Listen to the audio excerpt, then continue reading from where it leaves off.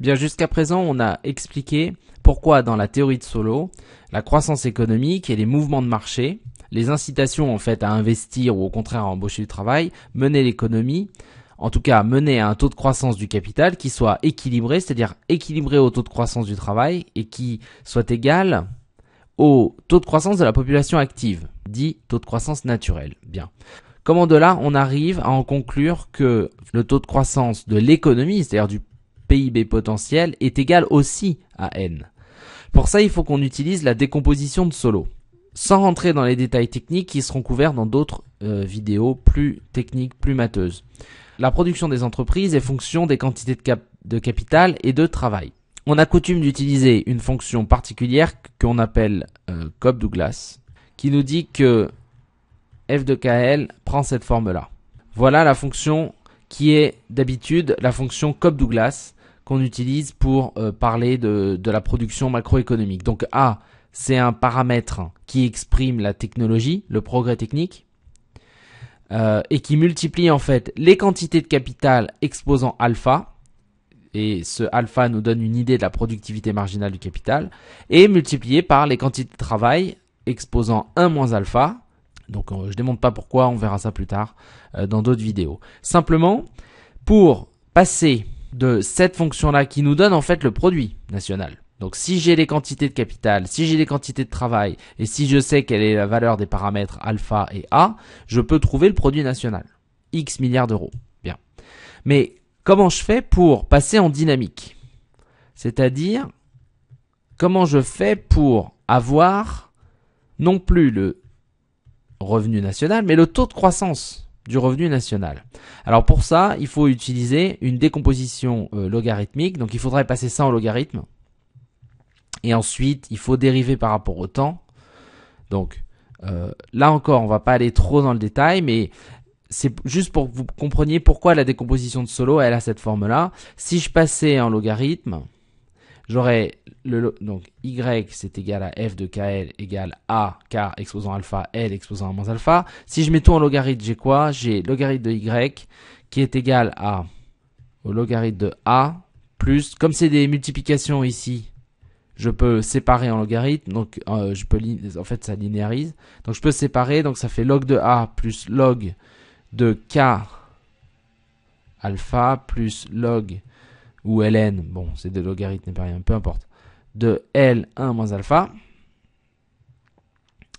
Et en fait, ça fait donc log de A plus alpha, puisque c'est des logarithmes, je peux passer le alpha devant, alpha log de K plus 1 moins alpha. Je peux passer la puissance devant, en fait, comme si c'était un multiplicateur.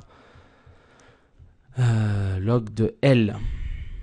Et donc, en fait, une fois que j'ai cette décomposition-là, si je dérive par rapport au temps, si je dérive par rapport au temps, alors magie. Donc c'est plutôt cette expression que j'ai envie de travailler. J'ai pas envie de travailler à la démonstration mathématique de cette expression.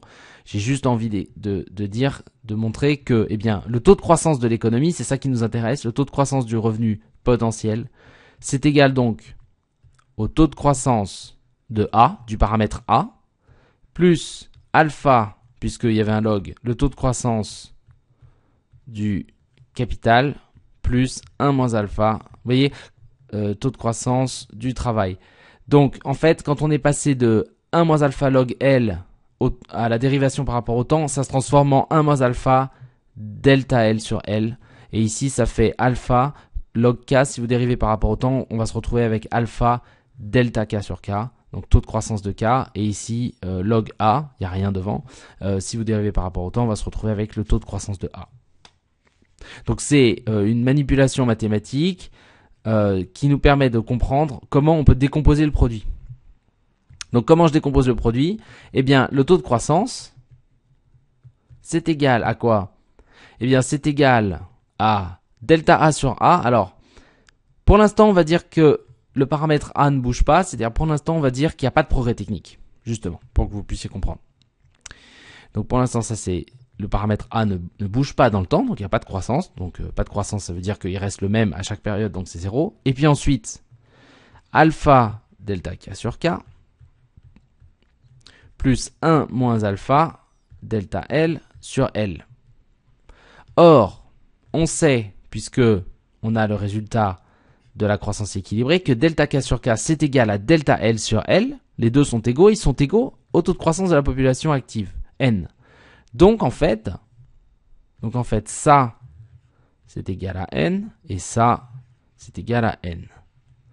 Donc, le taux de croissance de l'économie, c'est égal à, j'efface ça, c'est égal à alpha N plus 1 moins alpha N. Alpha plus 1 moins alpha, eh bien ça fait alpha moins alpha, il reste 1, ça fait N. Donc on a alpha N moins alpha N. Donc on va virer ça. Et il reste 1 fois N. Donc c'est bien égal à N. Donc, quand on a un taux de croissance du capital qui est égal à N, quand on a un taux de croissance du travail qui est égal à N, eh bien le taux de croissance de l'économie est égal à N. Le taux de croissance du capital par tête, on a dit c'était 0, puisque le capital croît aussi vite que le nombre de têtes, et le taux de croissance du produit par tête, c'est également égal à 0, c'est-à-dire qu'en croissance équilibrée, la richesse par individu n'augmente pas. En croissance équilibrée, le stock de capital par individu n'augmente pas. En croissance équilibrée, la richesse, c'est-à-dire le produit national, augmente au taux naturel. Le stock de capital augmente aussi vite que le stock de travail au taux naturel.